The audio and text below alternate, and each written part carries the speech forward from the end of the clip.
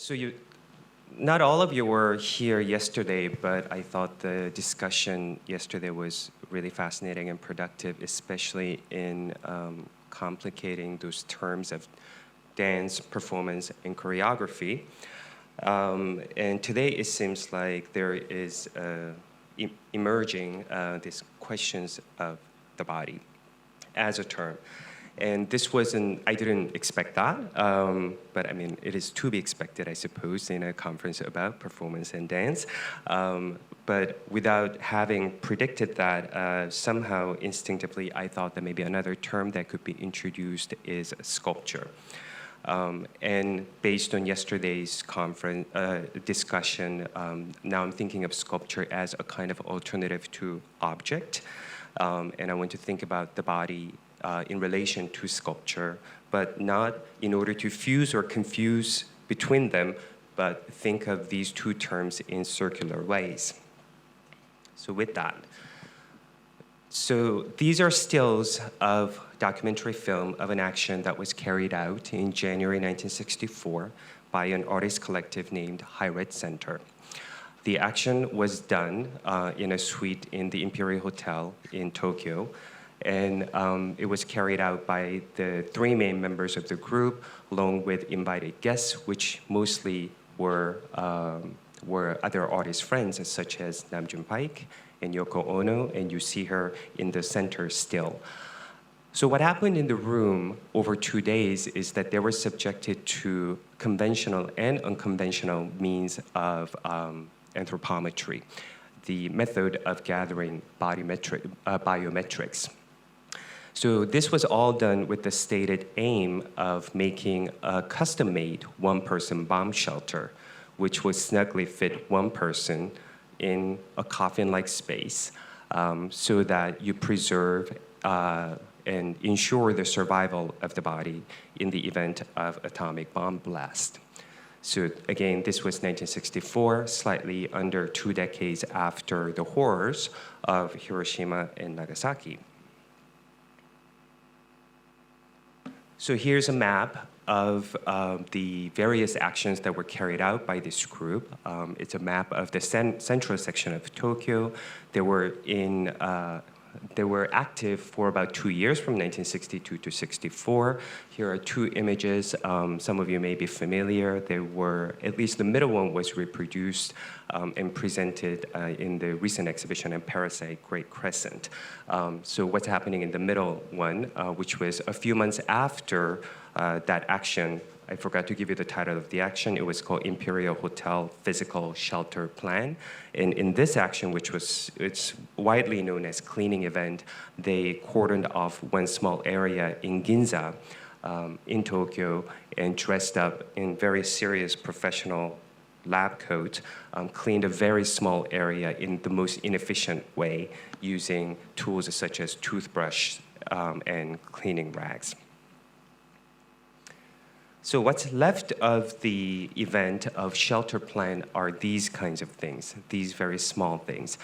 This, again, serious-looking medical card that records the information of the participants and the 2 maquettes that were produced. Of course, there's a lot of question about reenactment and its validity when it comes to historical performance. But this action was never reenacted other than by a group of Fluxus artists in New York 2 years later in 1966, which was done only once as far as I know and was wrongly misinterpreted. But that's another story. So those objects were shown in an exhibition that Cosmin just talked about in introduction for me, called Tokyo 1955 to 1970 at the Museum of Modern Art, where I worked from 2009 to 2013 before I skipped over here. And just quickly showing you the central section of the exhibition, and along with the central part, which featured large sculptural works, and you see on this side, some of those objects, actually, those objects are not visible because they are inside the shelf vitrine, but they're right under, you can trust me on this. The cube monitor was showing the documentary film, and right To the right of it are the 3 blueprints, over life-size blueprints that show the backsides of the 3 members of the group High Red Center, which hung in the suite in the Imperial Hotel. A few months later, in 1964, Yoko Ono debuted this iconic work in the annals of performance art. This is another work that was shown in that recent exhibition at Parasite that I was talking about. This is called Cut Piece. The image on the left is from the premiere, as far as I know, in Kyoto in July 1964, and the image on the right is taken from one of the later subsequent reenactments, now I can say, in London. And she also did this in Paris, in New York as well. So this work has often been talked about in relation to, in feminist terms, as a statement, as a protest against violence against women. But one astute art historian has read this. Well, I actually should describe what this work is for those of you who don't know what it is. So Ono comes on the stage, a bare stage, dressed in a very nice 2-piece suit and a pair of scissors. And then she kneels down on the stage with the scissors next to her and calmly instructs the audience to come up one by one and snip off a piece of her clothing. And it goes on until she or her handlers stop it.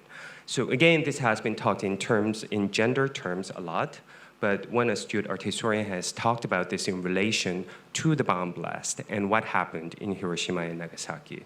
So if you're unlucky and were too close to the ground zero, then you were demolecularized, burning your shadows onto the ground like that you see on the steps of a building. If you were lucky enough to be far away from the bomb blast, but you still have those fabric weavings leaving almost permanent impressions on your skin. And of course, all the clothes were torn apart by the bomb blast. So the shelter plan. No custom-made one-person bomb shelters were built. So what we have left, again, are those relics, including these maquettes, which stands now like a fetish. So this makes me think about, again, the title of the conference has been talked about quite a lot yesterday. So, is the living body the last thing left alive? I'm not that interested in quibbling with this very evocative title of the conference. But I guess I have already suggested now, over the last few minutes, that these objects, these relics of a performance can very well be argued to be alive, notwithstanding commodification or fetishization, however you might want to think about them. And speaking of fetish, I was really glad to hear Catherine Wu talking about fetish in relation to ritual and their possible meanings within institution and within the museum. But in fact, resonating from that isn't fetish about giving life to non-life. So perhaps more interesting to me is the provocative question that was asked in the description for the second day today. In the description, the conference asks whether there has been a crisis of the vocabulary of curating that has been conveniently suspended by the energy of performance. So I'm not going to answer that yet. I think we can leave that for the panel. But I'm continuing to talk about now that Tokyo 1955 to 1970 show. In conjunction with that exhibition, my former colleague, Anna Janewski, and I organized a series of performances, including this one. A 1999 project called the Caravan Project by the Japanese-born, New York-based dancer-choreographer duo Eiko and Koma. So you see them next to the trailer. And so this was the very first time the Caravan has been brought into any interior space. And they were there for about a week, and they were there during the whole time that the museum was open. in their costume, in their handmade costume, covered in mixture of rice and flour. This incorporation of organic materials and suggestion of continuity between the human body and the stuff that you eat is a feature that often appears in their work. And they moved very slowly. As the New York Times has called them in one of their reviews, that they are king, can't be 5 minutes left now, come on. That they're the king and queen of the slow, and that their actions have often been described as glacial. So they moved like that until towards the closing of the museum, when Koma, with surprising speed and agility, closed the doors of the trailer and climbed on top of it, and then finished the day, while Rodin's monument to Balzac and Tony Smith's color painting were looking on obdurately. And while experiencing this performance every day, one thing that I started thinking about is how performance, which I'm not going to describe, but you all know what this is, arguably still the best known in recent histories of the Museum of Modern Art, is about stillness and about the endurance that is needed for it. An artist, a performance artist, trying to turn herself into sculpture. While when you go into the space of the museum's permanent collection, it is replete with the examples from modern art history that are about non-stillness. A sculpture that is trying to override and counter the limits of materiality, sculpture materiality, such as Umberto Boccioni's 1913 sculpture that suggests movement in one singular object, or Duchamp's 1925 rotor demisphere, which is about decorporealizing vision, so that this vision is simply a retinal experience that is detached from what is happening in the world. So when you speaking of Eiko and Koma, in recent histories, at least of American museums, there are these dancers and choreographers who are most used to existing within museums. In fact, they have already done that in the Whitney Museum, way before Sarah Mitchison, actually in the film space in the early 1990s. And this is an image from their 1 month long gallery performance. So they're actually inside the permanent collection gallery for about a month. And when I think about that image, and we can go into the specificities of how they present themselves all painted in white, and one thing that I'm reminded of is this opening sequence, of course, of the 1958 film Hiroshima Mon Amour by Alain Resnais and Marguerite Duras.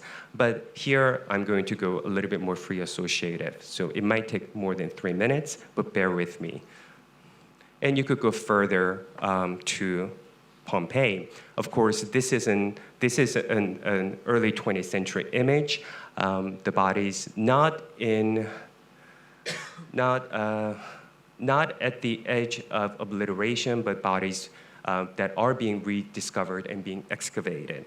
But Pompeii was already discovered and being excavated by the 17th century, and by the 1760s, by the 18th century, it was being discovered, cataloged, and museumized in earnest.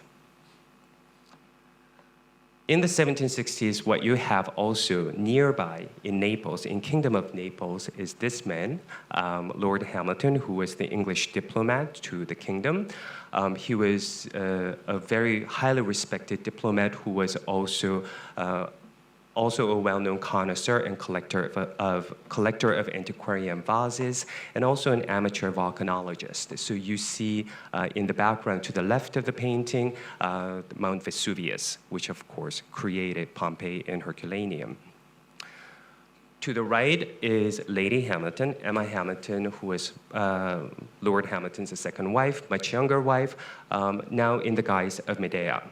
She was famous for her marriage not only to Lord Hamilton, but a scandalous affair she carried out with Lord Nelson, which was a scandal of the 18th century. But what she was more famous, hopefully, was her attitudes.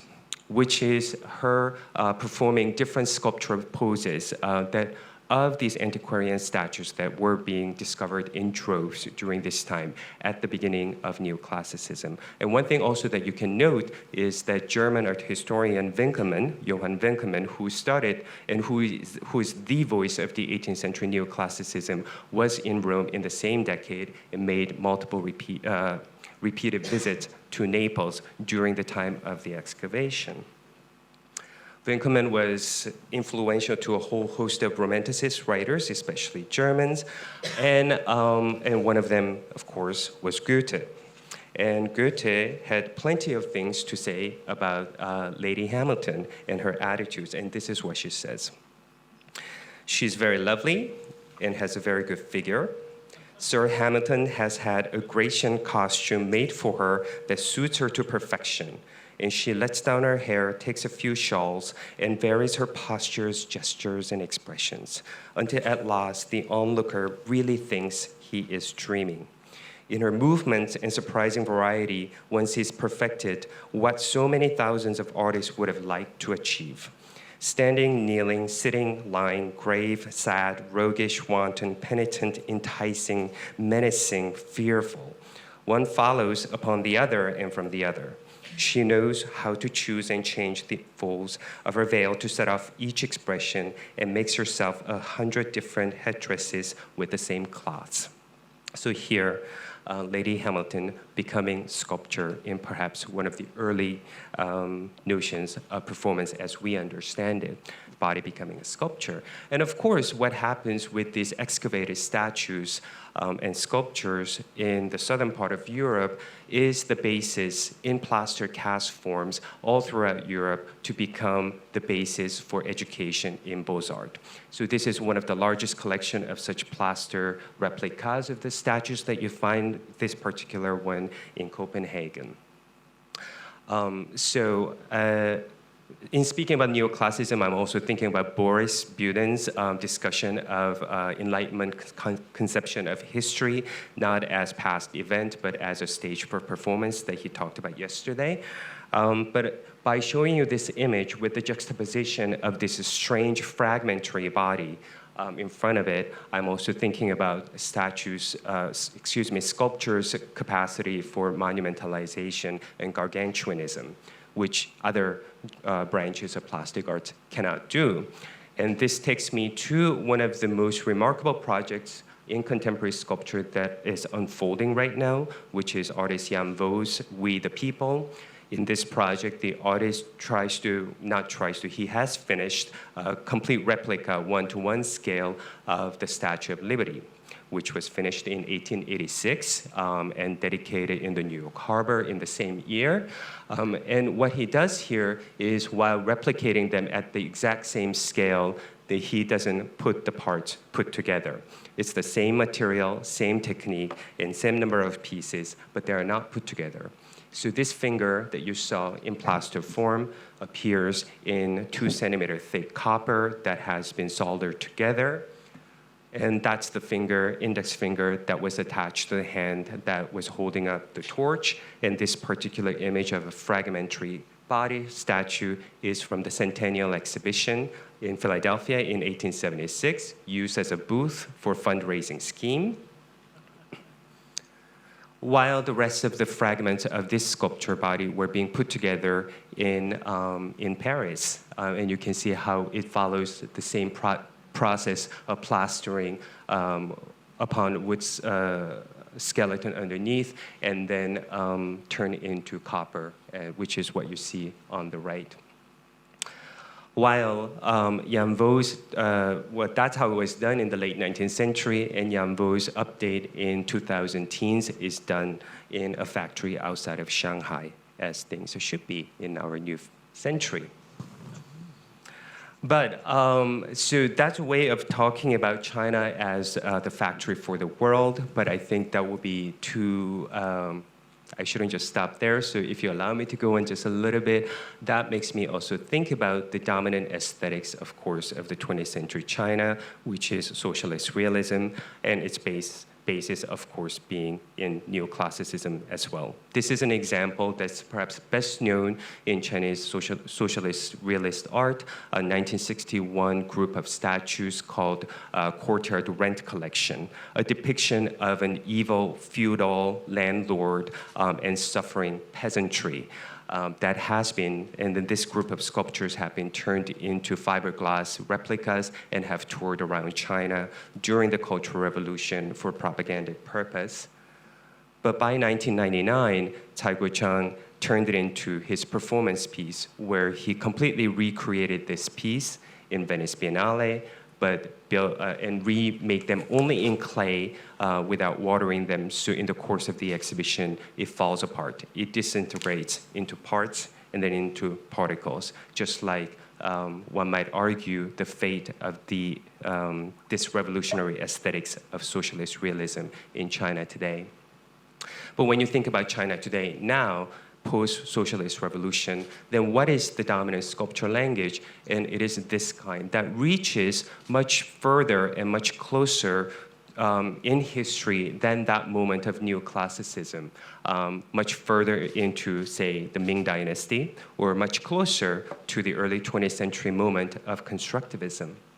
And you recognize all of these statues because when you think about what is then the 21st century Chinese equivalent to that visage that you saw of the Statue of Liberty that was finished in the late 19th century, and to me, it is this man who has been turning himself into a sculptural image as well, from a hucksterish or witty jokester to a kind of a social conscience who has been called into action by violence done to himself.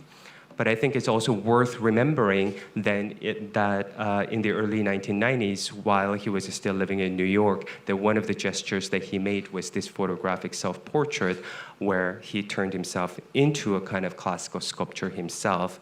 But just a few years after, upon returning to China, that gesture turns into this iconoclastic one where he could just drop the Han Dynasty vase to erase totally, you could say, anti-neoclassicist kind of gesture. And speaking of gesture, what is equivalent in 21st century China to the index finger of Statue of Liberty might be this middle finger. And of course, this has been shown a lot and has been politicized in Hong Kong, say by being in a collection of a certain museum that is being built. But it's also important to point out that he is an equal opportunity insulter. So not only he has raised his middle finger into the Tiananmen Square, but Hong Kong is not safe from it. And that gesture has easily turned into sculpture over the years. Thanks.